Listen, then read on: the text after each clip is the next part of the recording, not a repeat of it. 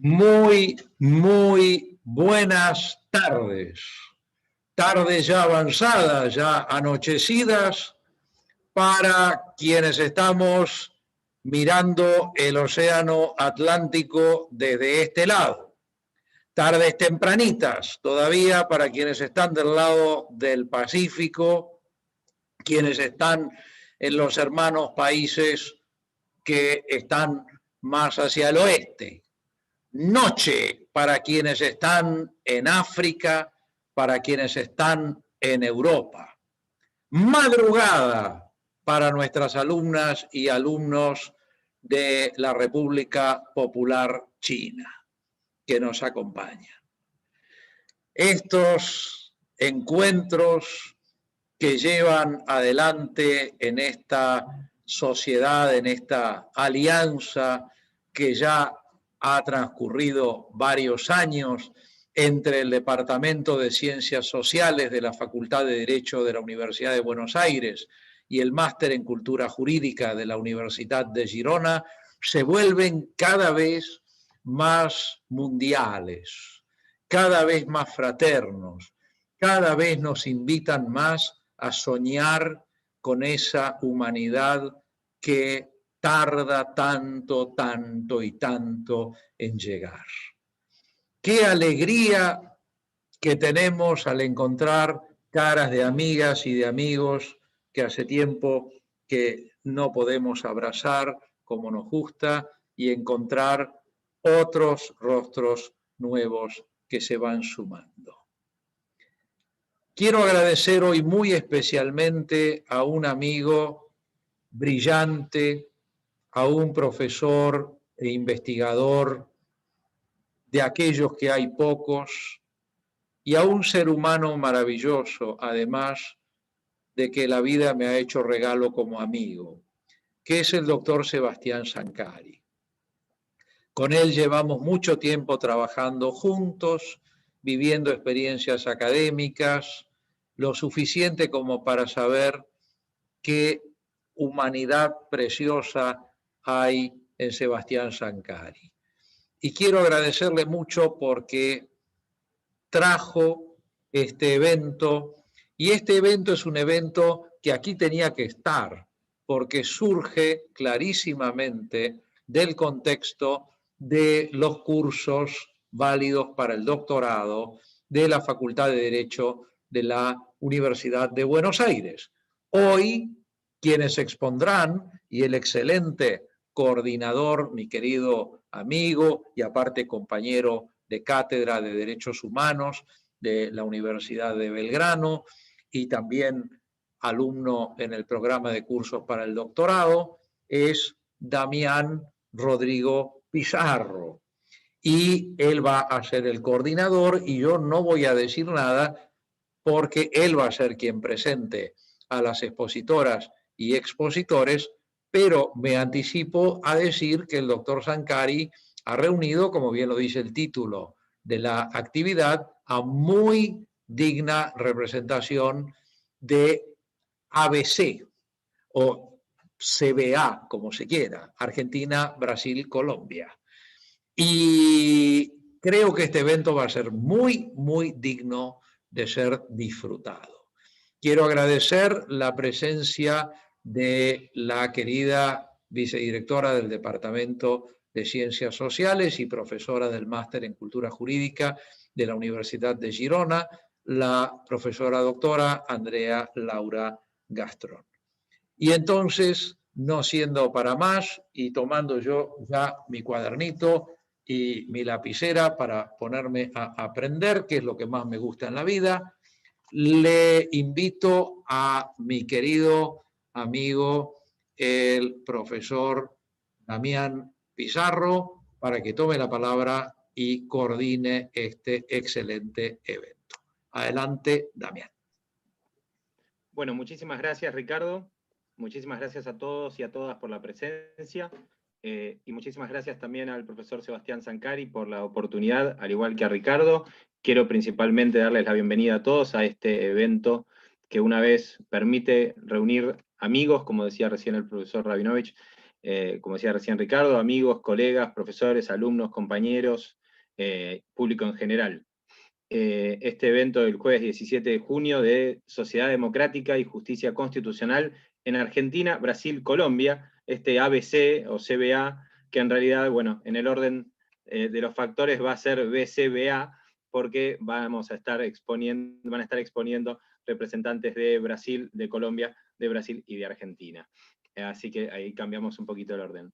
Pero bueno, sinceramente para mí es un honor, un privilegio y un placer estar aquí presente, poder coordinar, y como también Ricardo, aprender de estos profesoras y profesores que van a estar exponiendo, y por sobre todas las cosas, bueno, tener la oportunidad de estar hablando frente a ustedes, que también es un gran honor.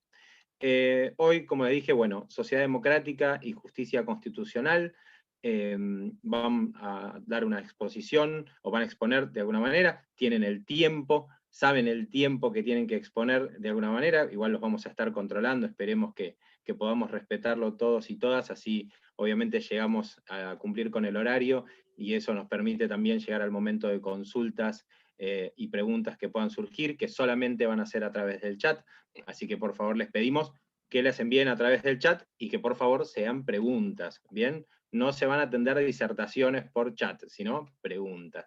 Así que cualquier pregunta que quieran hacer, desde ya por el chat las vamos a estar después atendiendo en el momento oportuno. Bueno, nuevamente agradezco, y si no hay ninguna objeción, bueno, vamos a dar inicio. La primera exposición, la primera ponencia, la primera disertación será de Plauto Cardoso de Brasil, con el título Superdemocracia, Política o Derecho, la experiencia del Supremo Tribunal Federal de Brasil. Importante saber de Plauto Cardoso, que es abogado, doctorando en Derecho en la Universidad de Buenos Aires, es director jurídico de Brasil de IGJ Internacional Legal Group, director del Instituto de Derecho de Integración de la Asociación Argentina de Justicia Constitucional, profesor en el posgrado de Derecho Constitucional y de Derecho Administrativo de la Pontificia Universidad Católica de Minas Gerais, y profesor de la Escuela Judiciaria de Piauí. Ha recibido 28 premios, distinciones y reconocimientos nacionales e internacionales en las áreas de la investigación sociojurídica, educación y cultura, en 22 años de experiencia como profesor universitario en Brasil y en el exterior. Publica mayoritariamente en Argentina, Brasil, Colombia y México, en portugués, español e inglés, y hoy tenemos la oportunidad y el privilegio de contar con él. Profesor Plauto Cardoso, por favor, si puede habilitarse el micrófono. Muy buenos gracias. días, buenas tardes, buenas noches y buena madrugada a todos y todas. Muchísimas gracias, mi querido amigo, profesor Sebastián Sancari, por la invitación. Gracias a profesor Damián Pizarro por coordinar este evento que siempre para mí un gran placer y un honor volver a mi casa, la UBA. Agradezco muchísimo a la vicedirectora que me inspira tanto, me inspiró a escribir un libro, el curso que tomé con ella, la profesora Andrea Gastrón, y a mi querido amigo, le agradezco mucho por siempre tenerme en cuenta, el profesor Ricardo Rabinovich. Profesor Ricardo, yo nunca voy a cansarme de decirte que el programa de doctorado en la UBA me cambió no solamente mi mirada hacia el derecho, pero también me cambió la vida. Entonces, gracias a todos y todas a ustedes por esta oportunidad. Bueno, hoy me toca tratar de un tema muy interesante, que es esta necesidad de demostrar legitimidad y rendir cuentas a la sociedad que acaba por generar una presión sobre las agencias estatales con potestades de controlar parte de la vida pública, de nuestra vida, pero que tienen agentes que no son electos. O sea, es innegable la clásica tensión entre la existencia de, en mi caso, de la agencia sobre la cual voy a hablar hoy, de cortes constitucionales con miembros no electos y con potestades de revocar, anular actos de los poderes electos y la teoría democrática. El año pasado, mi esposa Marcela me envía una petición, estas peticiones en línea que nos llegan casi que diariamente, y con pedido de urgencia para que yo la firmara. Cuando le expliqué que ni si toda la población brasileña, los más grandes, los niños, la firmasen, los 205 millones de habitantes de brasileños la firmasen, que esto no vincularía la decisión del director de la agencia, me miró con enojo, me miró espantada, decepcionada, porque se sentía engañada. Pero curiosamente, estas consultas públicas y las audiencias públicas han sido vendidas como suspiros democráticos por estas agencias. Y les doy, por ejemplo, el ministro del Supremo Tribunal Federal, Marco Aurélio de Mello, suele decir con frecuencia que las audiencias públicas en el STF, en el Supremo Tribunal Brasileño, son, comillas, la democracia constitucional en operación. Pero curiosamente, el propio ministro, a lo largo de los 14 años de audiencias públicas en el STF, solo ha convocado él mismo 3 de las 33 audiencias que se han organizado entre el 2007 y el enero de 2021. Yo voy a tratar mis comentarios a partir de ahora, son de los primeros 10 años, del 2007 hasta el 2017, de audiencias públicas en lo que también es nuestra Corte Constitucional, el STF. Bueno, primeramente es importante tener en cuenta que las audiencias públicas fueron pensadas como un mecanismo de consulta a expertos. Mecanismo, tenemos que tener esto en claro, fueron pensadas como un mecanismo de consulta a expertos para la clarificación de una materia o circunstancia de hecho. O sea, tiene en el contexto de la jurisdicción constitucional brasileña una doble función, política y una función epistémica. Epistémica en el sentido de que las audiencias sirven al objetivo de compensar déficits epistémicos de los tomadores de decisión, los jueces constitucionales que tienen que determinar cómo el derecho va o debe lidiar con problemas que no son propiamente jurídicos. Pero por el otro lado, las audiencias públicas son vistas como mecanismos de acceso, de participación de la sociedad civil en la Corte.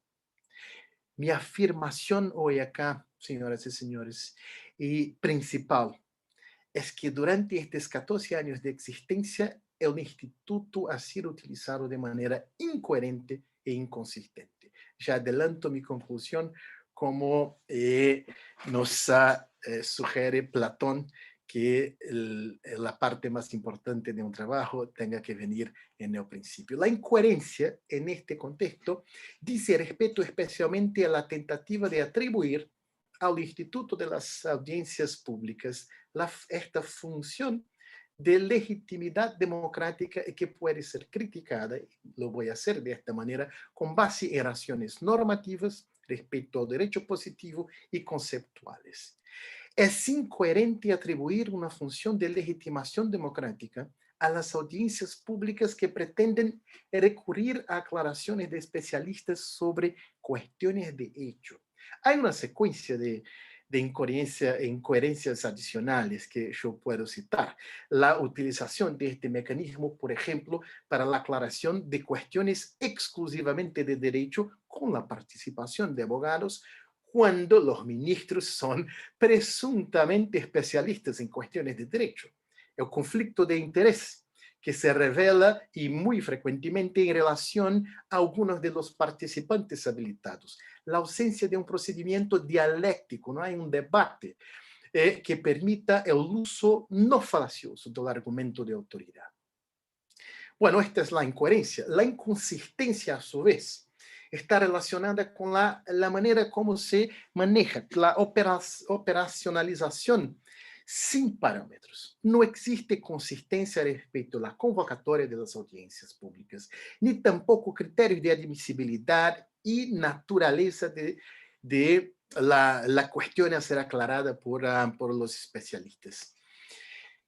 La falta de coherencia y consistencia en la utilización de este importante mecanismo de consulta a especialistas acaban por comprometer o comprometieron seguramente en los últimos años el grado de justificación, y esto es un costo muy alto, el grado de justificación de las decisiones de la Corte. Este amplio consenso establecido en los primeros 10 años sobre el papel de legitimación democrática y justificación epistémica que es desempeñado por las audiencias públicas oscurece problemas más profundos sobre su justificación. Y en este caso hay dos que a mí me parecen merecer atención especial. El primero dice respecto a la propia compatibilidad de esta doble función dada a las audiencias públicas, una función política de legitimación democrática y esta función epistémica de suplir un déficit de conocimiento de los jugadores sobre algo que no es jurídico. Y la compatibilidad de esta doble función con el derecho positivo. Este es el primer punto. El segundo punto está ligado a la posibilidad de armonización conceptual entre democracia y conocimiento. ¿Qué dice el derecho en el caso brasileño cuando autoriza al relator de la causa, el juez constitucional, a convocar una audiencia pública? Y ahora lo leo. En caso, estoy leyendo un artículo de la ley 9868 de 1999 que trata de los dos más importantes herramientas procesuales para el control concentrado de constitucionalidad, la ADI y la ADC en Brasil. En caso de necesidad de esclarecimiento de materia o circunstancia de hecho, o de notoria insuficiencia de informaciones existentes en los expedientes, podrá el relator requisitar informaciones adicionales, designar perito o comisión de peritos para que emita parecer sobre la cuestión o una potestad, una posibilidad, establecer fecha en audiencia pública para escuchar personas con experiencias y autoridad en la materia. Bueno, amigos, si el texto legal puede ser considerado un referente mínimamente importante para la identificación de la norma a la cual él está vinculado, en el sentido de restringir hipótesis de comprensión del intérprete. No me parece simple extraer del dispositivo que acabo de leer que las audiencias públicas son un espacio para escuchar las manifestaciones de cualquier ciudadano. Al contrario, para escuchar las manifestaciones, al contrario, en este contexto, me parece que la dicción legislativa parece preocupada con la obtención de informaciones de personas con algún tipo de conocimiento específico sobre un determinado tema. Selectividad y no inclusión orientan la comprensión del texto. En este sentido, apenas un subconjunto de la sociedad podría ser considerado textualmente relevante para la permisión legislativa de convocatoria de una audiencia pública. Lo que estoy a defender acá es que puede haber buenas razones, señoras y señores, para separar institutos cujas funciones son contribuir para lidiar con carencias epistémicas de tomadores de decisiones, como las audiencias públicas, pero separarlos de otros institutos que se destinan a compensar, quizás más vocacionados a compensar déficits democráticos, como el amicus curiae, Y esto para mí no crea ningún problema para la legitimidad y el desempeño de la jurisdicción constitucional brasileña. Si la idea de participación se justifica democráticamente por la posibilidad del ciudadano ser escuchado en los procesos de formación de la voluntad estatal, la producción de conocimiento especializado que marca, somos científicos, sabemos cómo funciona la ciencia. Lo que marca el funcionamiento de la ciencia depende de la observación de normas y prácticas de una disciplina. Democracia y ciencia funcionan alrededor de objetivos, valores y prácticas distintas. Reunir diversas opiniones no significa necesariamente obtener más informaciones. De la misma forma, hay límites. Y en este contexto, límites para que la pluralidad signifique mejor comprensión. Es en este punto que democracia y ciencia, participación y conocimiento deben ser comprendidos como dos mundos separados. En el mundo de la ciencia, ni todo puede ser dicho, ni todos pueden hablar, y principalmente ni todas las hablas tienen igual valor. La ciencia no está, y es bueno que no esté, sujeta a la construcción social a partir de intereses y necesidades contingentes. En un cierto sentido, la ciencia, de alguna manera, amigos, es una violación a la democracia. Y acá les doy mis conclusiones. Tras el análisis de todas las audiencias públicas en los primeros 10 años de uso de ese instituto por la jurisdicción constitucional brasileña, el análisis de la participación de otros ministros, es muy raro que más de uno de los 11 ministros esté presente. Los datos cuantitativos y cualitativos respecto al uso de las audiencias públicas en los fundamentos, en la ratio decidente de los ministros en las causas en las cuales se convocó audiencias públicas, se puede concluir que 4 muy cortas conclusiones. El instituto, que parece, insisto, haber sido concebido para suplir carencias epistémicas de los ministros, se redujo a un foro en el que conviven en pie de igualdad y sin criterios claros de diferenciación, opiniones desinformadas con posiciones de especialistas. Por ende, sobra desorientación para la justificación epistémica de las decisiones. Hay bajos niveles de interactuación y confronto entre los participantes. Presencia reducida de los ministros, baja incorporación de las audiencias en las decisiones de los ministros y usos del discurso de los participantes en los votos como indicios de confirmaciones de creencias o hipótesis preexistentes. Y finalmente, mi última conclusión. En este escenario de uma disfuncionalidade epistêmica ou utilidade democrática questionável, as audiências públicas deixam de servir ao principal propósito que justificaria sua existência em la jurisdicção constitucional brasileña, que já é dotada de mecanismos para lidiar com os déficits democráticos del Supremo e traem problemas suficientes para se cuestionar su real utilidad. Muchísimas gracias a todos y todas. Felicitaciones, profesor Plauto.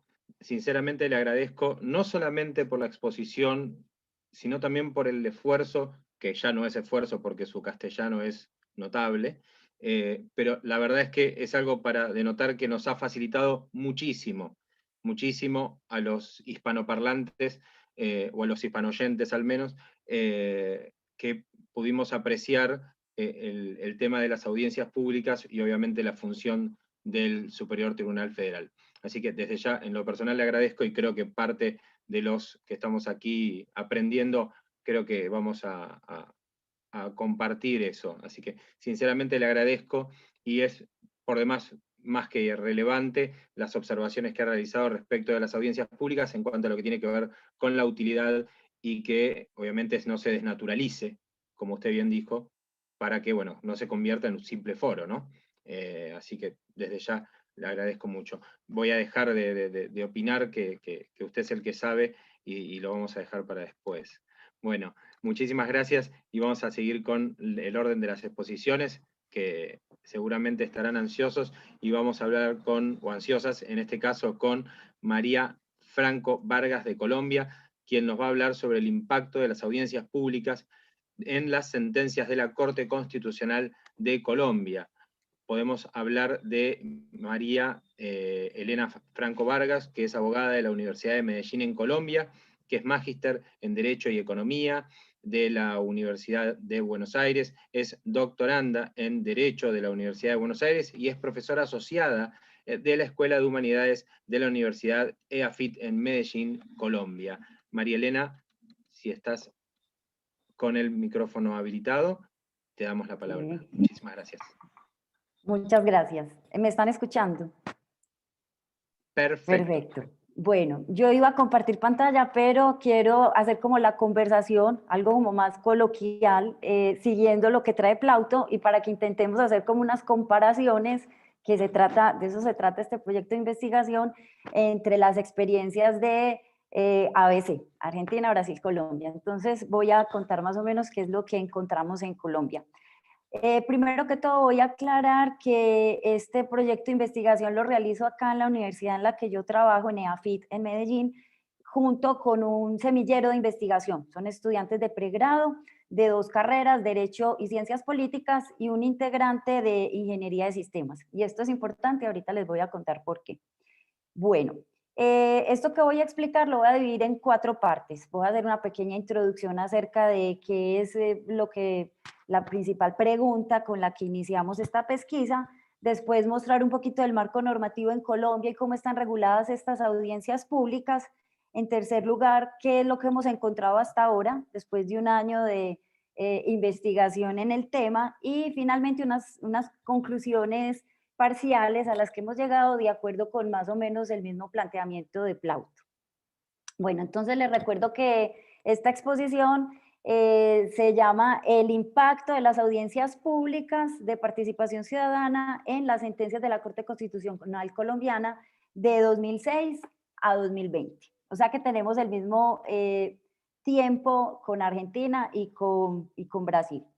La pregunta que nos animó en principio y que ilumina toda la investigación de los 3 países es de qué manera ha impactado la participación ciudadana mediante audiencias públicas en las decisiones de la Corte Constitucional Colombiana, del 6 al 20. Entonces, nuestra hipótesis de trabajo, lo primero que teníamos en la cabeza a partir de esa pregunta, era que a mayor controversia al caso objeto de estudio por parte de los magistrados, mayor sería el impacto de esas audiencias públicas en las sentencias de la Corte. Eso es lo que nosotros, es la hipótesis de trabajo de tipo juridicista que tenemos en la cabeza y con la que iniciamos. Y a partir de ahí nos planteamos como 5 variaciones. Una, queríamos saber qué tipo de participación es, si es solo de expertos o si es de ciudadanos organizados, movimientos sociales, entidades internacionales, universidades, sindicatos o ciudadanos de a pie incluso, representantes de comunidades. Entonces, ¿qué tipo de participación? ¿Qué tipo de magistrado es el que llama a la audiencia pública? ¿Qué tipo de procesos? Porque en la Corte Constitucional nuestra, que estamos hablando de un control de constitucionalidad muy especial ejercido por un tribunal creado por la Constitución del 91 solo para esto, es un control que se llama pues que es mixto en el caso colombiano porque lo hace la Corte Constitucional, pero también lo pueden hacer los jueces declarando los estados de excepción de inconstitucionalidad. Y en cuarto lugar, como cuántas audiencias se estaban dando en este periodo y qué lapso de tiempo hay entre la audiencia y el fallo, para finalmente nuevamente saber cuál es el impacto de esta participación en audiencias en los fallos. Nuestras 3 categorías analíticas son las mismas del proyecto grande, es decir, nuestro marco teórico. Siempre estamos pensando en 3 cosas. Primero, el viejo dilema entre constitucionalismo y democracia, que está vigente, el viejo dilema de constitucionalismo y democracia. Segundo, el constitucionalismo dialógico. Y tercero, la participación ciudadana en sede judicial. Luego, entonces, ya habiendo mirado más o menos el problema, la pregunta, la hipótesis, ¿sí? Y nuestras categorías analíticas, entonces empezamos como a mirar el marco normativo. ¿Qué hay de estas audiencias públicas en Colombia? ¿Cuándo fueron consagradas? ¿En dónde están consagradas? Si están sistematizadas, reguladas, si están muy abiertas. Entonces nos encontramos que nuestra primera consagración está en la Constitución del 91. Nosotros ahorita en mitad de año estamos cumpliendo 30 años de nuestra Constitución y allí la participación ciudadana está establecida como derecho fundamental. Luego, en el año 91, en el decreto 2067, el cual se da todo el procedimiento de las actuaciones ante la Corte, en 2 de sus artículos hablan de estas audiencias. Entonces nosotros miramos y comparamos con Argentina y Brasil y nos damos cuenta que estas audiencias las tenemos desde el año 91. Sin embargo, la primera audiencia pública de participación ocurre en el año 96. Y luego es muy importante mirar un acuerdo del año 15, el que unifica y actualiza el reglamento de las actuaciones ante la Corte y nuevamente trae la importancia de las audiencias públicas de participación ciudadana. Cabe resaltar que en el año 92 la misma Corte Constitucional, por una demanda de inconstitucionalidad de estos 2 artículos del decreto del 91, declara exequible las audiencias de participación ciudadana y dice que en estas audiencias no solo llegan expertos, los conocimientos que se dan de hecho y técnicos no solo son de expertos, sino que son de ciudadanos haciendo como relevancia a la participación ciudadana en sede judicial. Entonces, ciudadanos organizados, ciudadanos de a pie. Luego miraremos en algunos ejemplos cómo se representan estos ciudadanos en nuestras audiencias.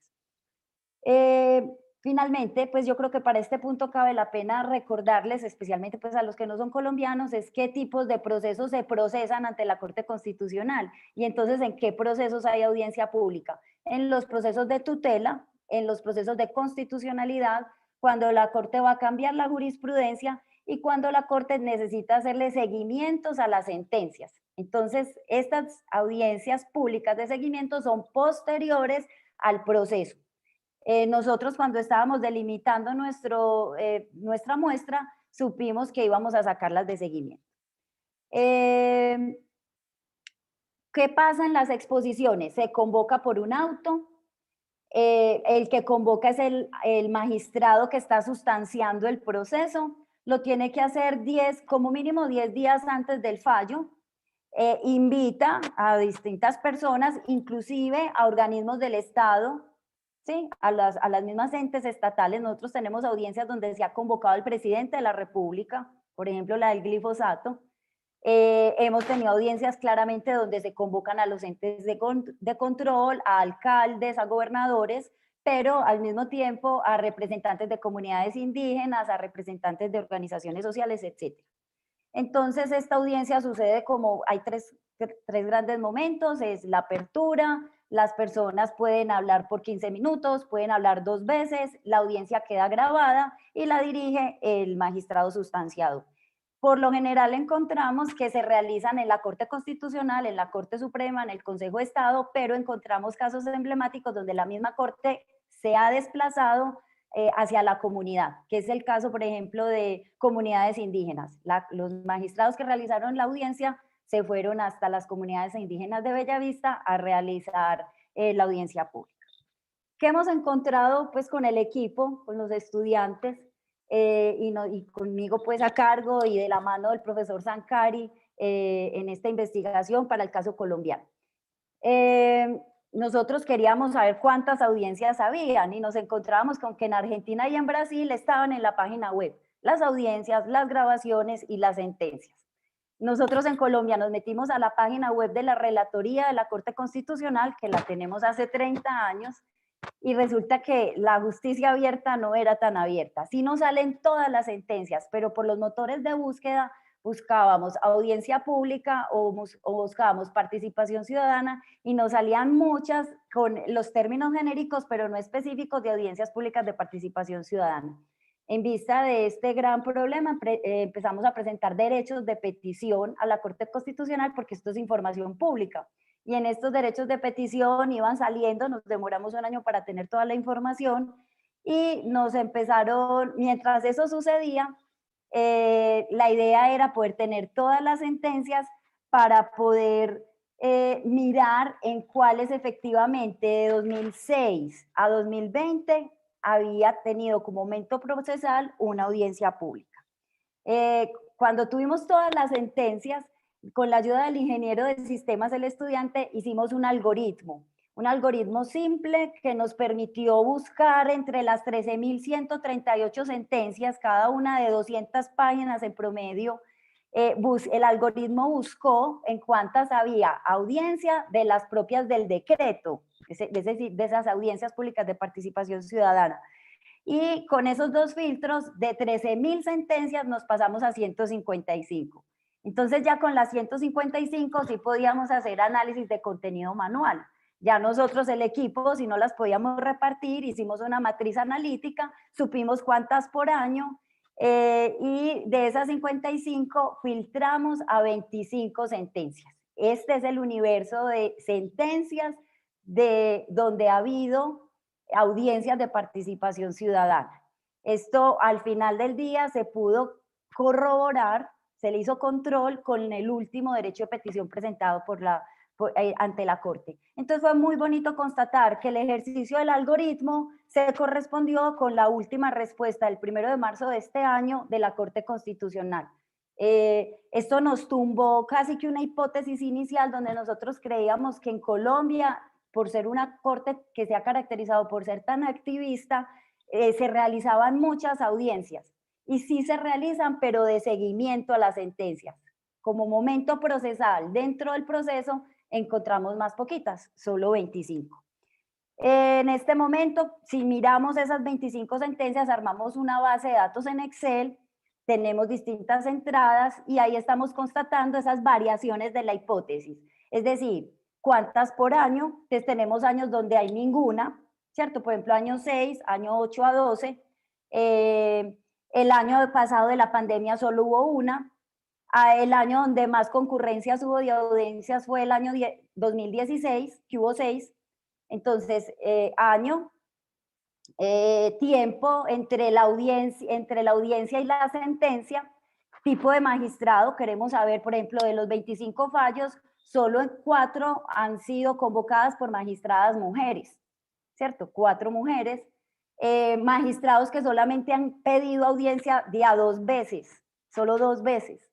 Esos son como nuestros hallazgos aquí, pues diciéndose los más, todavía pues no están bien sistematizados, pero con los que vamos a poder hacer comparaciones con Brasil y Argentina.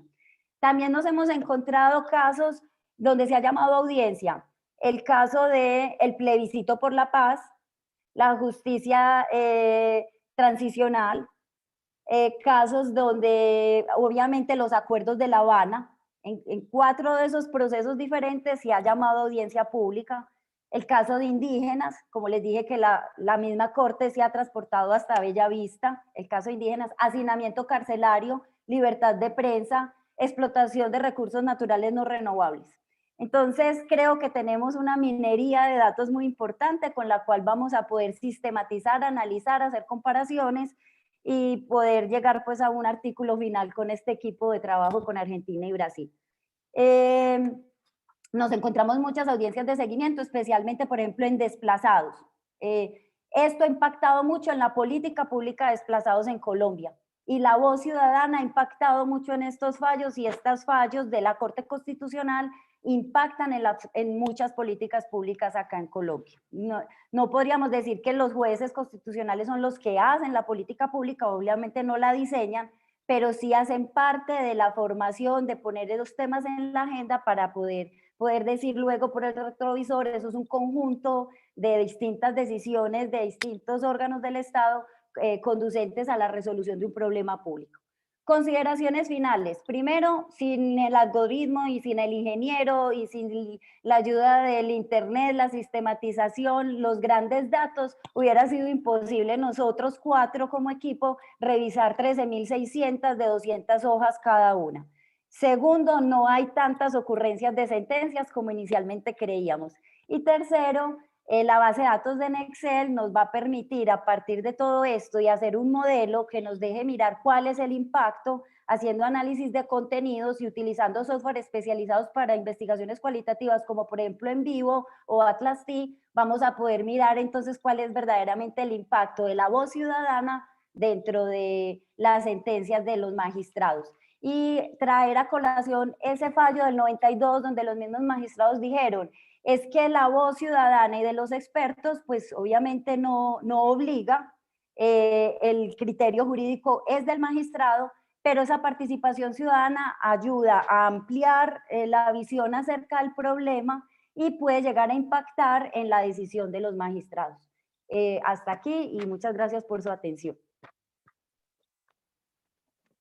Bueno, muchísimas felicitaciones, María Elena, por tu exposición, por tus comentarios y por sobre todas las cosas por los datos, ¿no? Creo que has apreciado o de alguna manera nos has permitido acceder a un montón de información que no sé si todos hemos podido procesarla, porque la verdad es que ha sido con mucha precisión, con mucho dato y con mucho dato duro, ¿no? Lo que decimos, con mucho dato exacto respecto a números, y la verdad es que también nos invita y nos convoca a cuando tengamos la oportunidad de acceder a un trabajo o al trabajo que está en miras en este grupo de investigación, creo que va a ser muy importante justamente saber eso, ¿no? Esos datos que han relevado. La verdad es que me ha llamado poderosamente la atención y creo que vas a generar con tu exposición esos comentarios, que principalmente ha sido muy certera o mejor dicho, respecto a la información que has suministrado, no en detrimento de las demás disertaciones, sino específicamente que la tuya ha sido muy especial en cuanto a lo que tiene que ver con la profundidad de la información y demás. Así que te agradezco muchísimo. Gracias, y lo que principalmente también te agradezco es que has respetado de manera perfecta el tiempo que has tenido de exposición. Así que has logrado concentrar mucha información en 14 minutos, casi 50 segundos. Así que te felicito sinceramente. Gracias, gracias. Bueno, para seguir en el orden de exposiciones, que la verdad es que venimos muy bien, le vamos a ceder la palabra a Carmen Almeida. Quería marcar bien la M al final, porque en Argentina es Carmen, pero este es Carmen, así que nos va a conversar, o nos va a disertar desde Brasil sobre la problemática ambiental en la jurisdicción constitucional brasileña. Bien, y para decir de Carmen, tenemos que es Carmen Sofía Bené de Oliveira, es doctoranda en Derecho Constitucional por la Facultad de Derecho de la Universidad de Buenos Aires, es maestranda en Tecnología Ambiental por el Instituto de Tecnología de Pernambuco y es especialista en Derecho Procesal Civil por la Facultad de Derecho también. Es profesora de la Escuela Judicial del Tribunal de Justicia de Pernambuco y tiene cursos de actualización en Derecho por las universidades de Salamanca, Frankfurt, Lisboa y Georgia. Profesora Carmen, tiene la palabra. Muchas gracias, Damián, por la presentación. Buenas noches a todos y a todas.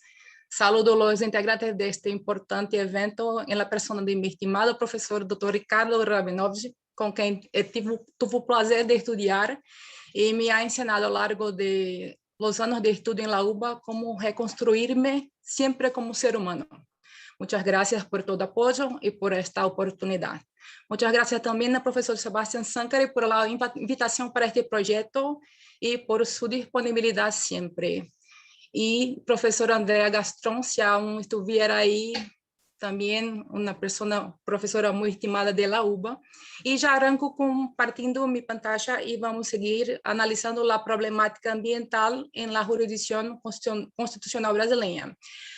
Ya voy a decir una cosa muy importante, es que María Elena hizo un trabajo grandioso de su investigación y pasa que ahora voy de detrás para adelante, ahora en Brasil, por cuenta de la audiencia pública a respecto de la Amazônia Legal.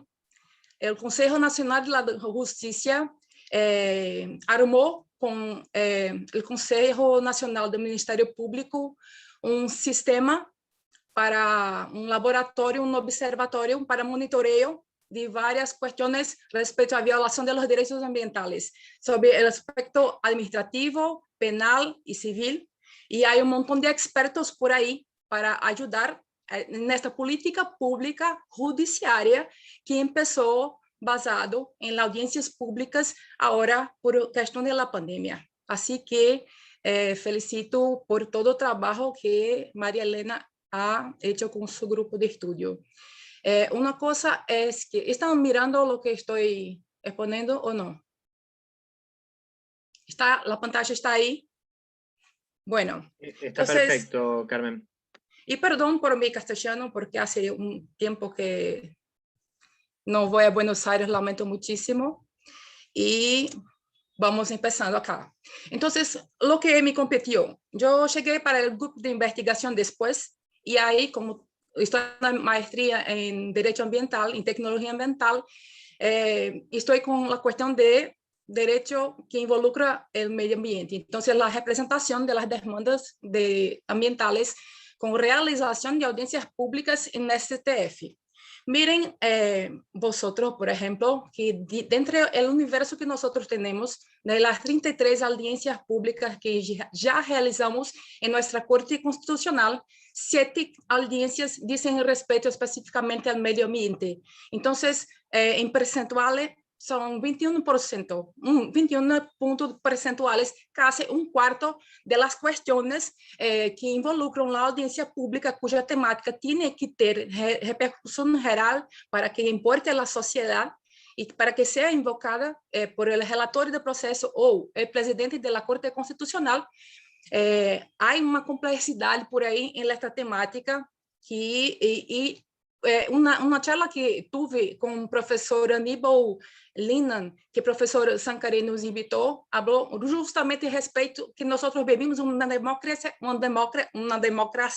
representativa. Y para mí, las audiencias públicas sí representan a la participación ciudadana de las personas en la vida de la sociedad políticamente activa. Y ahí lo que pasa es que, por ejemplo, nosotros no solo tenemos que mirar la cuestión desde el punto de vista jurídico, sino como nos ensina el profesor Jorge Bershock, la generación de conocimiento riguroso en términos empíricos cuantitativos nos aproxima de la realidad de los conflictos sobre los que opera el derecho y sus agencias. Entonces, y es justamente lo que intentamos por medio del presente estudio, una mirada tridimensional de la participación política dadas de 3 dimensiones participativas centrales, institucionales, jurisdiccional y no institucional o informal. Entonces, en este presente gráfico que estoy ahí, está visto que un cuarto de esta cuestión afecta muchísimo ao Brasil, y la Corte Constitucional está por ahí juzgando cuestiones sensibles, pero cuando hablamos de derecho ambiental, no es una cosa individual, es transindividual, porque pasa de la persona para la colectividad. No es solamente transindividual, sino que transnacional, porque no solo mi colectividad, sino todo el mundo. No es solamente trans en todos los sentidos, es transdisciplinaria, y no sentido de que, como habló María Elena, necesitamos de ingenieros, necesitamos de antropólogos para saber de los pueblos originarios, necesitamos de sociólogos, necesitamos de un montón de profesionales para nos apoyar y ayudar en las materias de hecho que son ajenas a los derechos. En verdad, nosotros no sabemos todo, necesitamos sí de aporte empíricos para decidir respecto de cuestiones sensibles de la sociedad. No somos omnipresentes ni omnipotentes, no estamos en todos sitios en todo el tiempo. Los abogados tienen que tener esta humildad y comprender su posición en la sociedad. Miren, por ejemplo, ahora yo puse el voto rosa, ahora volver ahí, ¿cómo faço? Para acá. Por ejemplo, el voto rosado que está ahí es un símbolo de la Amazonia. Y él trouxe la palabra trans porque ahora en junio hablamos del medio ambiente y tenemos que hablar de cultura de Brasil. En junio ahora hay una tradición, festa junina, y que se dice que este cetáceo hermoso, que el profesor Ricardo ya bañóse en el río Amazonas y ya alimentó este hermoso animal que está amenazado de extinción, en 10 años bajó para la mitad las especies en la Amazonia. Entonces, son cuestiones sensibles. Yo nunca miré un voto rosado, pero el profesor Sankar o el profesor Ricardo, que es argentino, ya lo hizo. Entonces, miren cómo las cosas pasan. Él tuvo la experiencia que yo no tuve en la floresta amazónica, la mayor del mundo. Entonces, para decir que trans, ¿no es? Este voto rosado, él se transforma en un hombre hermoso y vas a buscar las mujeres hermosas de Amazonia para enamorarse, y hay la leyenda, cuenta la historia de los indígenas, los pueblos originarios, que hay muchos hijos de los votos en la Amazonia. Entonces, tenemos que respetar las culturas también. Cuando vamos a escuchar una audiencia pública, escuchamos en verdad la población. El pueblo está ahí, representado por quien está para decir de su estado de hecho y no de derecho. Pienso yo respetuosamente a mis colegas que piensan distinto. Entonces, transformemos el mundo a través de nuestras actitudes. Miremos ahora.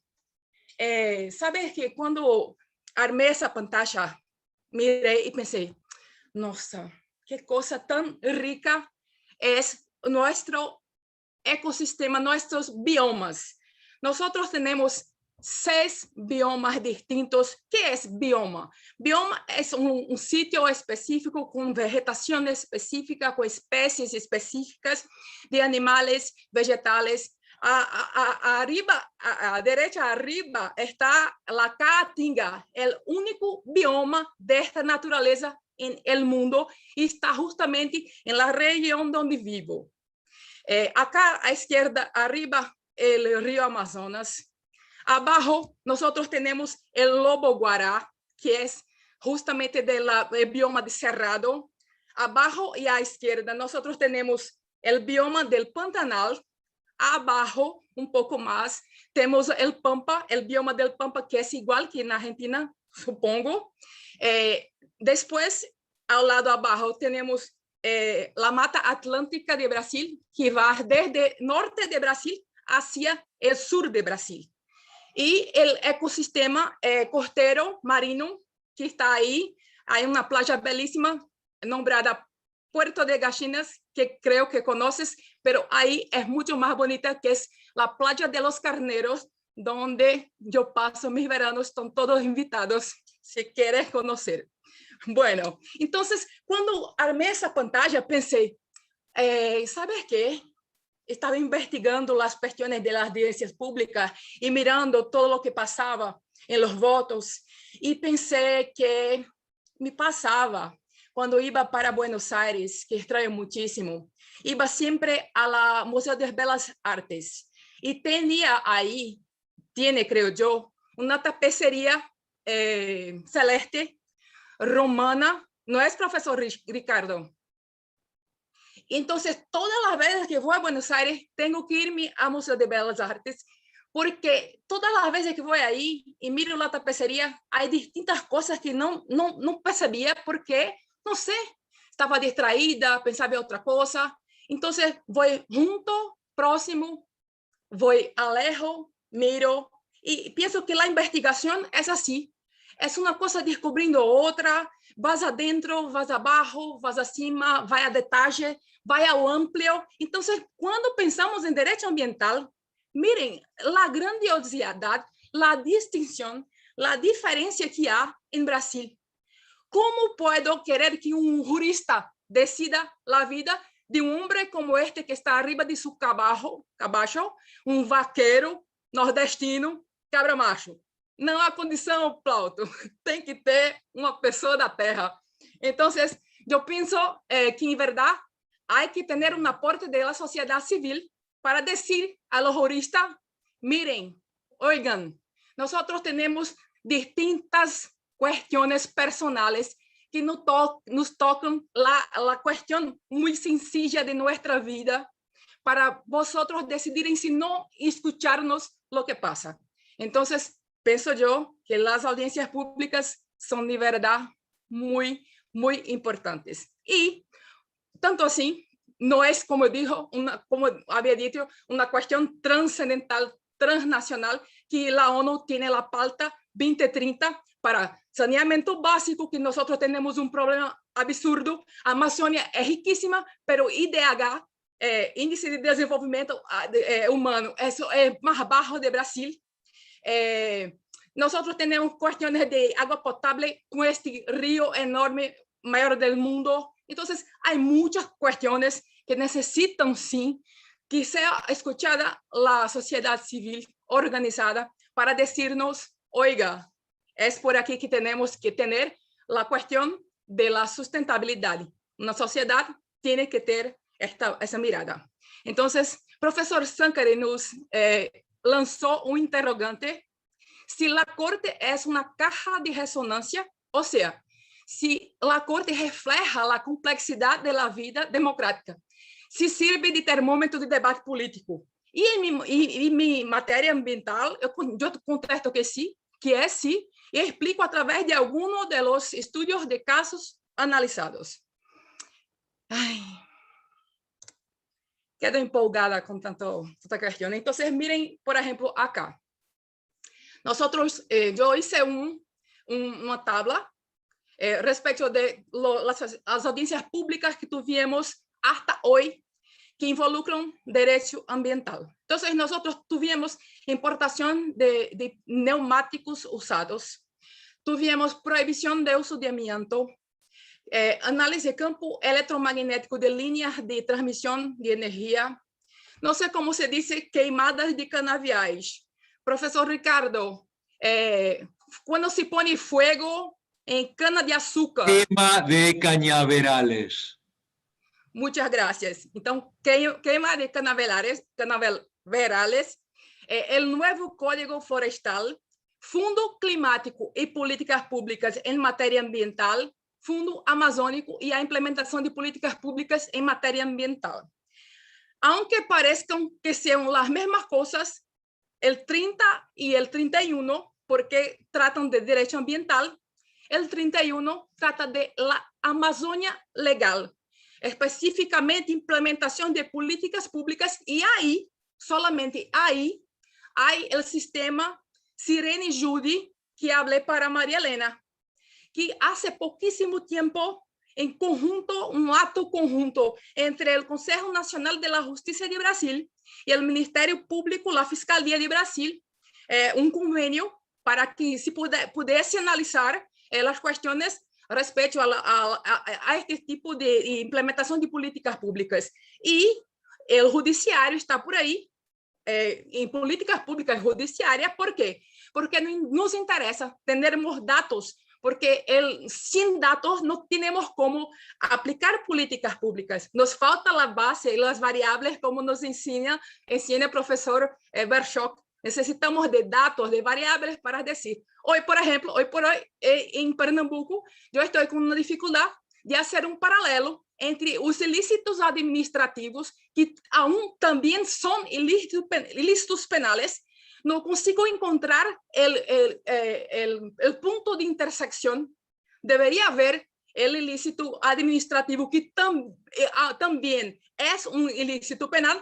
Debería que, al fin de la cuestión de investigación administrativa, dar inicio a investigación, a persecución penal. La administración pública debería hacerlo, pero no hace. Entonces, tiene que haber una política pública seria, en serio, para que las cosas sean transformadas. Por ejemplo, no estoy consiguiendo mirar la pantalla mía porque estoy... déjame ver acá.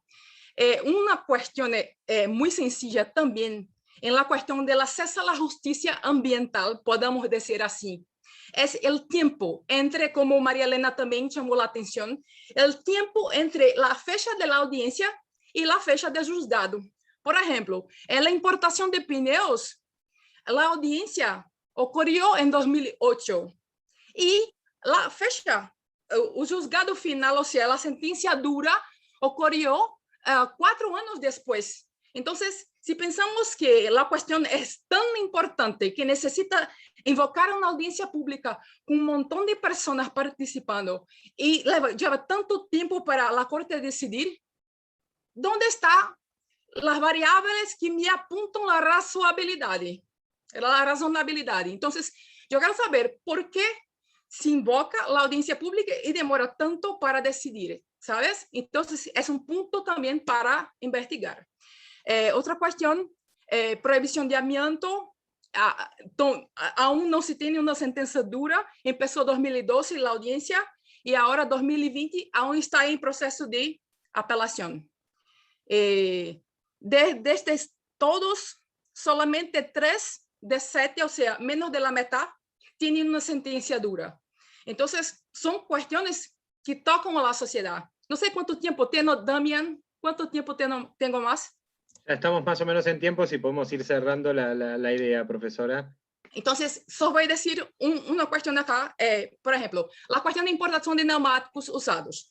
Los votos de todos los ministros suman 278 hojas, en las cuales hay 8 citas solamente expresando por la palabra audiencia pública. Es importante resaltar que, es importante resaltar que esa sentencia no se trata de una citación vacía, o sea, hay referencia a la audiencia pública y hay a cuestión que basó la decisión. Entonces, en la audiencia pública celebrada por los especialistas, déjame ver aquí porque no consigo enxergar.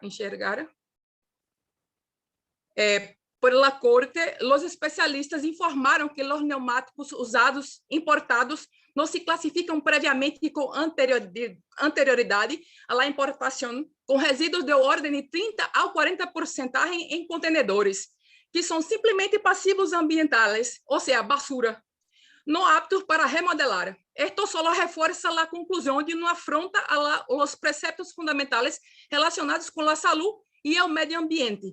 Entonces, miren, la cuestión también, por ejemplo, prohibición de amianto. Hubo un acréscimo cualitativo y cuantitativo. ¿Por qué?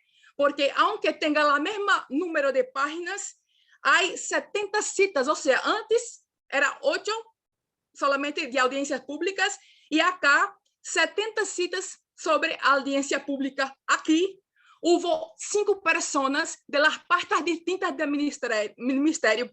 El Ministerio de la Salud, Ministerio de Energía, Ministerio de Previdencia, hablando respecto de amianto. Y una cosa que observé, que no había una misma política de gobierno, aunque la política pública referente al medio ambiente tiene que ser una política de Estado y no de gobierno. Entonces, hay muchas cuestiones que necesitamos analizar respecto a las audiencias públicas, pero como mi tiempo está agotado, voy a finalizar en homenaje a mi querido profesor Ricardo Rabinovich, el medio ambiente sano, derecho de todos, porque como humanista que es, siempre nos dice que el hogar donde vivimos debe ser sagrado. Entonces, considerar que los derechos humanos corresponden a cada miembro de nuestra especie, no en razón de sus propias cualidades individuales, sino de su pertenencia a la humanidad en sí. Es decir, que los derechos existenciales no se desprenderían de la concreta existencia de cada humano, sino de su pertenencia a una especie existencial, o sea, a una especie cuyos miembros pueden existir. pueden existir. Entonces, ojalá, Dios mediante, que todos nosotros podamos vacunarnos, así como estoy yo en esta fotografía, y todos con barbichos, y que Dios mediante podamos nos encontrar brevemente en la UBA y en otras academias del mundo. Un saludo para todos. Gracias. Muchas gracias, profesora. Muchas gracias, profesora Carmen. Disculpe, el tiempo es medio tirano, así que tuvimos que ajustar, pero bueno, le agradezco muchísimo las consideraciones. Agradecemos muchísimo también el esfuerzo idiomático, que de verdad es muy apreciado. También nos gusta igual compartir que cada uno hable en el idioma, en el dialecto que le corresponda. Es algo que es parte también del programa y también es súper apreciable. Así que desde ya agradezco desde mi lugar, y creo que todos agradecemos principalmente el esfuerzo. Dos comentarios muy breves antes de pasar a la última de las ponencias. Lo primero es en cuanto al lobo guará, para nosotros, que es una especie de zorro o aguaraguazú, para los que lo conocen de nuestra zona. Lamentablemente es una especie en extinción, creo que quedan alrededor de 600 en Santa Fe, entre la zona de Santa Fe y demás. La verdad es que es una especie que es muy autóctona, de hecho ha sido declarada en varias provincias como una especie de monumento. Pero bueno, y lo otro, obviamente, vinculado a lo que tiene que ver con los neumáticos remoldeados, que bueno, ya tiene un historial importante en el Mercosur. Ha habido, creo que 3 o 4 laudos relevantes del Tribunal Permanente de Revisión en cuanto a lo que tiene que ver con la prohibición de importación, y que esos neumáticos obviamente no crucen las fronteras. Creo que hay 3 laudos, si no me equivoco, de Uruguay, y si no me equivoco también hay uno de Brasil, pero en 30 años, se puede decir, se han tratado esas problemáticas también. Así que le agradezco desde ya haberlas traído, que son de suma utilidad. Bien, pasamos a la última ponencia, sobre la cual obviamente no solamente le voy a agradecer al profesor Sebastián Zancari por la oportunidad que me da de estar aquí presente y coordinando este evento, obviamente al profesor Ricardo Rabinovich, que ha hecho una presentación prodigiosa, no solamente de la música, sino también con sus palabras, al Departamento de Ciencias Sociales, al Departamento de Posgrado, también de la Facultad de Derecho de la Universidad de Buenos Aires, y al Máster en Cultura Jurídica de la Universidad de Girona, que aquí representado en la persona de Ricardo también. Bueno, vamos a hablar sobre Sebastián Zancari, que es quien hoy nos va a disertar o va a exponer respecto a cuán democrática es la Corte Suprema de Justicia Argentina. Bien, Sebastián Zancari, que sabemos es profesor regular de la Facultad de Derecho de la Universidad de Buenos Aires y del programa de cursos intensivos válidos para el doctorado, algunos lo hemos sufrido. Es doctor en Derecho en la Universidad de Buenos Aires, es abogado de la UBA, es licenciado y magíster en ciencia política, es especialista en derechos fundamentales y en amparos por la Universidad de Castilla de la Mancha en España. Profesor doctor Sebastián Zancari tiene la palabra. Bueno, muchas gracias, Damián. Buenas noches. Quiero reiterar los agradecimientos, especialmente al doctor Rabinovich, al Departamento de Ciencias Sociales, al Máster en Cultura Jurídica de la Universidad de Girona, por haber posibilitado la realización de este encuentro que tanto nos enorgullece. Máxime, habiendo escuchado las exposiciones de quienes me han precedido en el uso de la palabra, a los que he conocido en el marco del programa de cursos intensivos válidos para el doctorado que dirige el profesor Rabinovich, y a partir de allí, bueno, hemos formado un grupo de investigación que tiene en curso un proyecto UBACIT. Estas exposiciones surgen de este proyecto UBACIT, en el que analizamos las relaciones entre Cortes Supremas y Tribunales Constitucionales y audiencias públicas en clave comparada, como ya se dijo, entre Argentina, Brasil y Colombia. Entonces es un honor compartir este espacio con ellos. En Argentina, la audiencia pública, como una modalidad de participación política de tipo jurisdiccional, ha sido concebida como parte integrante de lo que se llamó en su momento un nuevo paradigma en el funcionamiento de la Corte Suprema de Justicia de la Nación. En efecto, luego de la crisis de 2001, y del repudio generalizado hacia la clase dirigente, recuerden el que se vayan todos, bueno, ello impactó directamente en la conformación y el funcionamiento de la Corte Suprema. Con la llegada de Néstor Kirchner a la presidencia en el año 2003, entonces, comienza un proceso de reforma estructural de la institución, que se profundiza a partir del año 2007 bajo la presidencia del doctor Lorenzetti, la presidencia de la Corte Suprema, en cabeza del doctor Lorenzetti. La Corte va a adoptar dos objetivos institucionales centrales que apuntan a minimizar debilidades y maximizar fortalezas en su labor. Minimizar debilidades y maximizar fortalezas. Por un lado, limitar drásticamente la cantidad de casos anuales sobre los que se expide. Por el otro, realizar más audiencias públicas. Esto de limitar la cantidad de casos anuales tiene que ver con que, bueno, la Corte Suprema cumple de alguna manera una doble función. Es un tribunal de alzada, es una tercera instancia, y a la vez es una jurisdicción constitucional, obra como una suerte de tribunal constitucional. Bueno, esto de concentrarse en aquellos casos de relevancia institucional que reperfilan, digamos, el rol de la Corte más hacia un tribunal constitucional que hacia un tribunal de alzada. Bueno, al aspecto de las audiencias públicas es al que me voy a referir hoy. La Corte Suprema ha mostrado activismo en el impulso de su voluntad participativa a través de diversas políticas institucionales, siendo la más relevante de ellas la implementación de la audiencia pública y de toda una jurisprudencia congruente con ese propósito. Ahora bien, como ya se dijo, se trata de una participación extraordinaria, orientada a la toma de decisiones, y que tiene que ver con la idea de la transparencia, la rendición de cuentas, la idea del gobierno abierto, la integridad de la gestión judicial, que son temas recurrentes a nivel iberoamericano. Así, se han instituido audiencias públicas, bueno, ya lo ha dicho María Elena, en la Corte Constitucional de Colombia, en Ecuador, en Guatemala, en el Tribunal Constitucional de Perú, en el Supremo Tribunal Federal de Brasil, como hemos escuchado, en la Sala Constitucional de Costa Rica, también en Estados Unidos. La regla número 28 de la Suprema Corte, regula el alegato oral enderezado a enfatizar y clarificar los argumentos brindados por las partes en su presentación. Llegados a este punto, quiero compartir con ustedes el siguiente cuadro.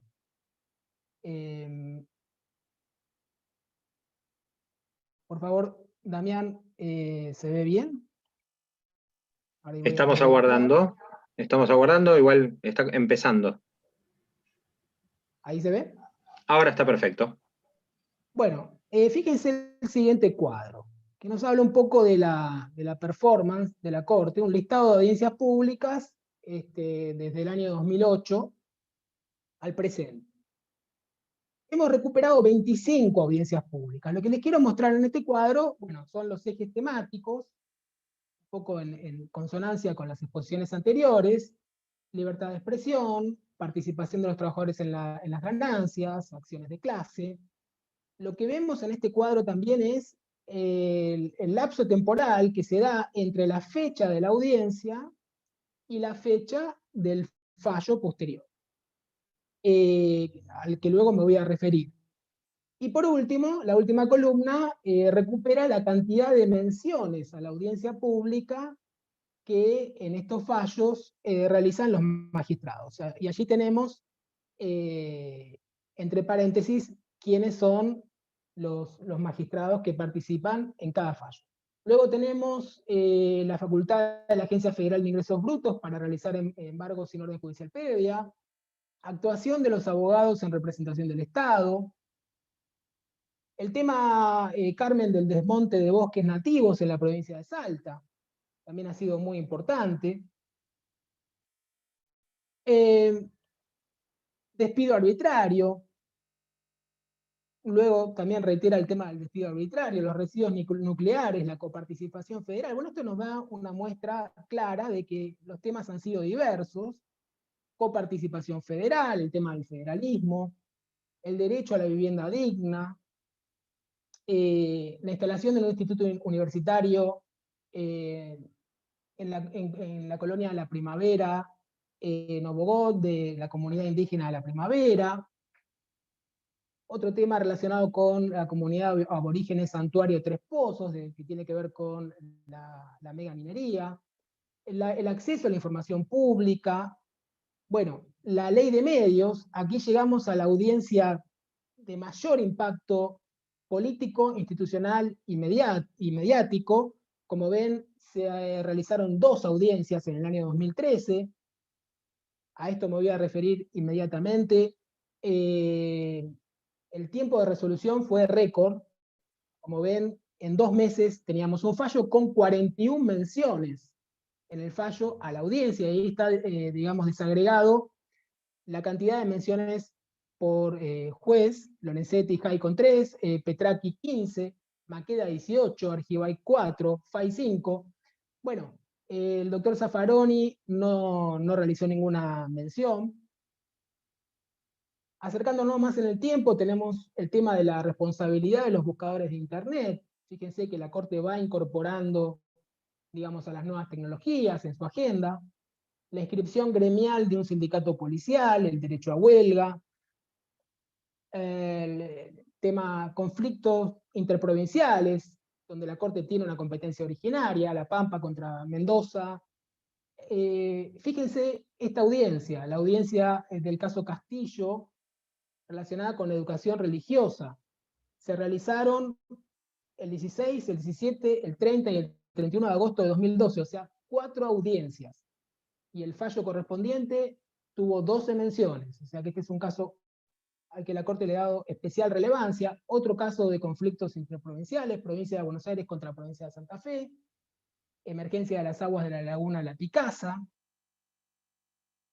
Un caso pendiente muy relevante, Pharmacity, que tiene que ver con el intento de esta empresa de operar en la provincia de Buenos Aires, que tiene que ver con la competencia de las grandes corporaciones versus comerciantes minoristas. Otro tema muy relevante que tiene que ver con la autonomía fiscal de los municipios, que es el caso ESO, de la petrolera ESO, que también está pendiente. Fíjense ustedes, del año 2012 y el año 2019. En el caso del año 2012, ya tenemos 10 años de espera, se realizaron 2 audiencias. Y el último caso, que como ven ha sido resuelto en estos días, el 20 de mayo, es el caso G relacionado al descanso dominical. Muy bien. ¿Qué tenemos para comentar? A ver, un segundito que dejo de compartir. ¿Qué tenemos para comentar entonces de lo que hemos visto en este cuadro? Son 25 audiencias realizadas entonces entre el año 2008 y 2019, todas fueron de carácter informativo. La Corte, como dije, evalúa aquellos casos de trascendencia institucional, es decir, que no solo interesan a las partes, sino a toda la sociedad, en términos de la propia Corte. Así lo ha dicho en la acordada 30/2007, el año a partir del cual se empiezan a implementar las audiencias. Esto de que los jueces pueden interrogar libremente a los abogados, a las partes, a los representantes de las partes, sin que ello implique prejuzgamiento, y en los que la Corte puede convocar también amigos del tribunal para que presenten alegatos orales. El espíritu es que, bueno, esta es una gimnasia participativa que propicia una apertura a la ciudadanía en estos casos de relevancia institucional, y resalto, especialmente en el caso del doctor Lorenzetti, la intención en las audiencias públicas de contraponer argumentos. En este momento me encuentro trabajando en una edición de las principales interacciones que han tenido los jueces, fundamentalmente Lorenzetti, Maqueda, Rosati, con alguna de las partes, y esta idea aparece frecuentemente. Bueno, permítame que contrapongamos argumentos. La otra parte dice, argumenta tal cuestión. ¿Usted qué opina? Esta es un poco la dinámica. En el caso de la jueza Jaito de Nolasco, siempre han sido preguntas escritas, se limita a leer las preguntas que ya tiene formuladas. Bueno, En este sentido, entonces, fíjense, los temas más tratados, y esto surge del cuadro expuesto, fueron educación religiosa, 4 audiencias, con 2 audiencias, responsabilidad de los buscadores de Internet, competencia leal y ley de medios. Una aclaración muy importante. En este periodo, desde el año 2008, la Corte sustanció 6 audiencias más de control en el marco de la causa Riachuelo, para monitorear el avance de la ejecución del saneamiento de la cuenca Matanza-Riachuelo. O sea que no las tomamos en el cuadro porque en realidad se trata de audiencias de control de una resolución anterior de la Corte. El tiempo promedio de resolución de la causa sustanciada vía audiencia pública oscila entre 1 y 2 años. Aunque hay casos de mayor demora, como el caso Santa Fe, con 5 años y medio, Comunidad Indígena Toba con más de 4 años, o Castillo con 5 años. Y aún, como dije, hay 3 audiencias sobre causas pendientes de resolución, algunas con una demora de 1 década, como Provincia de Catamarca, del año 2010, y Pharmacity del año 2011, a la que se suma una causa más reciente, que es la causa ESO. El doctor Olenzetti participó en todos los casos. Luego, con más participaciones, tenemos a la doctora Hayton de Nolasco y al doctor Maqueda, quienes fueron los que más intervinieron. Ahora bien, a mí me ha surgido una pregunta, mientras iba confeccionando este cuadro, ¿no? ¿Existe alguna relación entre la manera en que es incorporada a la construcción argumentativa del fallo la referencia a la audiencia pública? Esto es, si es una referencia formal, como decía Carmen, o en realidad abundan en argumentos y en contraargumentos, digamos, si recuperan de la audiencia pública cuestiones importantes a ser tenidas en cuenta, o simplemente se limitan a referir en el fallo que se realizó una audiencia de tipo informativa en tal fecha. Entonces, ¿existe una relación entre la forma en que es mencionada la audiencia en el fallo con el tiempo de resolución? Cabría suponer que es necesaria una cierta distancia temporal entre la audiencia y el fallo, para que los jueces tengan tiempo justamente para reflexionar, para valorar los derechos controvertidos. Y además, tengamos en cuenta que de estas audiencias participan amigos del tribunal, que no solo del ámbito académico, sino también del ámbito institucional, del ámbito social, del ámbito económico-cultural, etc. Bueno, en este punto, fíjense, y esto habla un poco de la discrecionalidad, no parece haber una relación clara. Es llamativo que las 2 audiencias de mayor impacto mediático institucional, como dije, las del caso Clarín, se resolvieron solo en 2 meses. Sin embargo, es el fallo en el que más se trabajan las audiencias realizadas, con 41 menciones, especialmente por parte de los jueces Maqueda, Petraki. Bueno, como dije, Clarín fue un hito muy importante. Los otros 2 casos con más menciones son los referidos a educación religiosa y vivienda digna. Otro tema. Las últimas 2 audiencias se realizaron durante el año 2019. Y luego de la pandemia no se realizó ninguna audiencia virtual. A modo de ejemplo, si tomamos como eje temático a la democracia, al debate público, en estos casos en donde más aparece la mención a las audiencias, encontramos la siguiente referencia. Y de paso, les hago saber que se ha publicado recientemente un trabajo excelente de una colega, Lizzy Trejo, sobre justamente el tratamiento del término democracia en la jurisprudencia de la Corte. Bueno, en el caso Castillo, la democracia se relaciona con diversidad, pluralismo y tolerancia. En el caso Clarín, de nuevo, con la pluralidad y la diversidad, con la libertad de expresión, con la deliberación. En el caso Rodríguez, sin la debida protección de la libertad de expresión existiría una democracia puramente nominal. En el caso de Provincia de Buenos Aires contra Provincia de Santa Fe, insisten en un amplio y profundo ámbito de negociación, debate y consenso. En el caso de vivienda digna, igualdad democrática y políticas públicas inclusivas.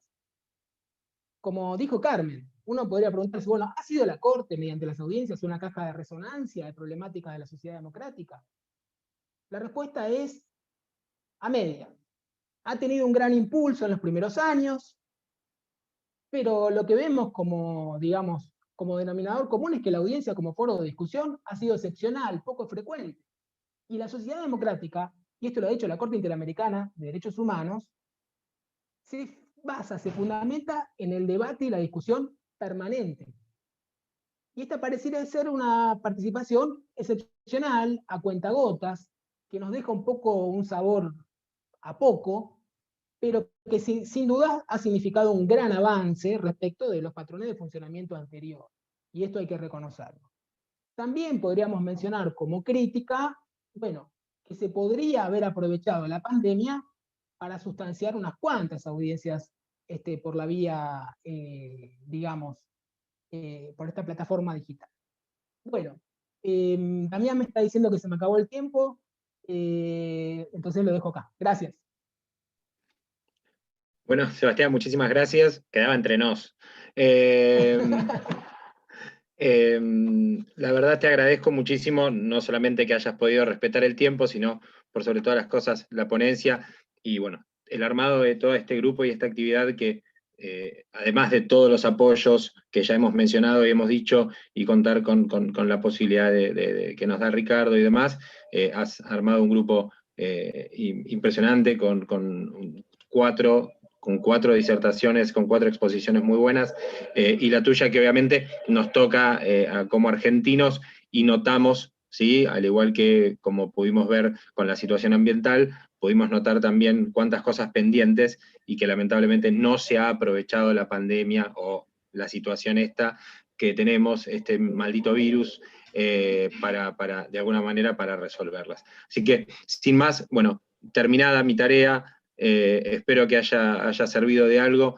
Les agradezco muchísimo a todos y a todas por el respeto, por la participación, por la presencia, y le cedo la palabra a mi maestro, el doctor Ricardo Rabinovich Berman. Muchísimas gracias, un aplauso para vos, Damián, por una excelente coordinación del evento. La verdad es que a veces realmente quienes coordinan los eventos se lucen también al hacerlo, porque aparte se nota que ha habido todo un trabajo de preparación para esta coordinación, que no ha sido algo que, bueno, dijiste, ¿qué me toca hacer ahora? Pues voy y coordino, ¿no? Sino que evidentemente has estado preparándote y muy bien. Yo quiero no solamente felicitar a mis queridísimos amigos y amigas, Plauto, genial siempre, María Elena, que a su sagacidad y a su profundidad suma ese acento tan musical paisa y tan simpático, y uno vislumbra Medellín atrás de esa ventana, ¿no? Y le da mucha tristeza. Uno se imagina que atrás de esa ventana está Medellín, ¿no?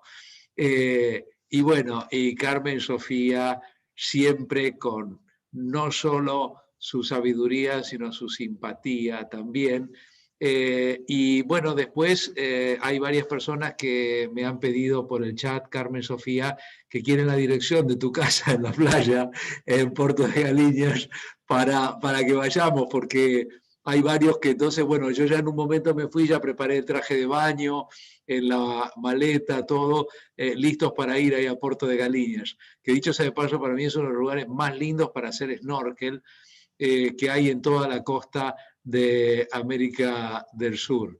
Realmente vale muchísimo la pena. Hay toda la parte de Muro Alto y toda esa parte que es tan linda. Yo quiero destacar, aparte de como muy bien lo destacó Damián, el extraordinario manejo del idioma castellano. Realmente es notable porque uno muchas veces lo que se da cuenta cuando se trata de personas que han aprendido el idioma castellano es que lo hablan mejor que nosotros, ¿no? Lo hablan mejor que nosotros porque nosotros tenemos todos los errores que trae quien ha vivido hablando un idioma todos los días en la calle, en la familia, con los amigos y demás. Y entonces, bueno, en general las personas que han aprendido el idioma como segunda lengua lo hablan muchísimo mejor que nosotros. Entonces uno la verdad que aprende castellano escuchándoles a ustedes hablar. Así que la verdad, muchísimas gracias por ese esfuerzo y me parece muy bien.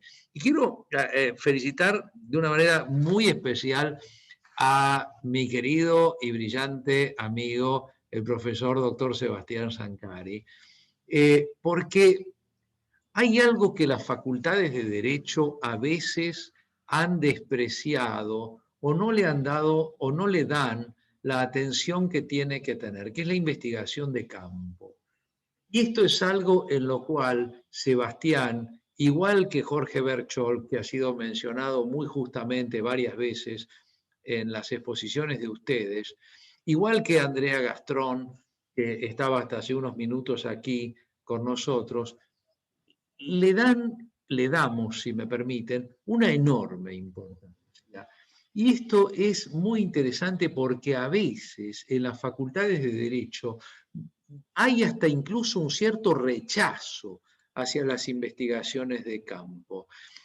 A veces los programas de doctorado y demás no incentivan la investigación de campo, no la ven como algo jurídico. Hay gente que yo a veces creo que piensa en el fondo que lo jurídico es hablar huevadas a partir del aire. En última instancia, tienen un poco la idea de las facultades de Derecho semejante a aquella isla en que anduvo Gulliver, en los famosos Gulliver's Travels, de Jonathan Swift, donde Gulliver llega a una isla donde los que gobiernan flotan en el aire y la población que trabaja, que genera los recursos, que genera los alimentos, pasa una pésima existencia en muy malas condiciones sobre la tierra. Pero a los científicos, a los juristas, a los políticos, eso no les importa porque ellos viven en una ciudad flotante, en una nube. Siempre me parece interesante recordar que Jonathan Swift, que era dueño de una ironía de esas que solamente los ingleses pueden llegar a tener, esas ironías realmente tan sutiles que llaman la atención, estaba estudiando castellano cuando escribió Los viajes de Gulliver, y a esta isla la llamó la isla de la puta. Esto generó algunos problemas después cuando se hizo la traducción del libro al castellano, y algunos espíritus muy puritanos decían, pero ¿cómo vamos a ponerle la puta? Claro, porque en Inglaterra nadie entendía, pero en España sí. Y entonces hubo un traductor que le puso la punta para no poner la puta, lo cual es muy interesante porque justamente le sacó ese elemento irónico, sutil, que había utilizado Swift para ponerle nombre a la isla. En un anime recientemente, que se llama El Castillo Flotante, se vuelve a retomar el nombre de la puta y es muy divertido cómo lo pronuncian los japoneses porque, como ustedes saben, la letra L en japonés no existe, ¿no? Entonces es puta, ¿no? Pero lo cierto es que esta es la puta muy famosa, ¿no? Creo que es una de las putas más famosas del mundo, la isla esta, y yo creo que a veces en las facultades de Derecho hacemos un esfuerzo enorme por irnos a la puta. Y esto verdaderamente, dicho en todo el sentido literario y con todo el rigor que tiene esta manifestación, porque la isla de la puta efectivamente existe, creo que verdaderamente tendríamos que replantearnos qué hacemos en una facultad de Derecho y qué tenemos que investigar en una facultad de Derecho. Las investigaciones tienen que traer novedades, tienen que traer cosas nuevas, tienen que traer lo que antes no estaba. Hoy las exposiciones que han sido generadas a partir del profesor Sebastián Sancari en Carmen, en María Elena, en Plauto, son aportadoras de novedades.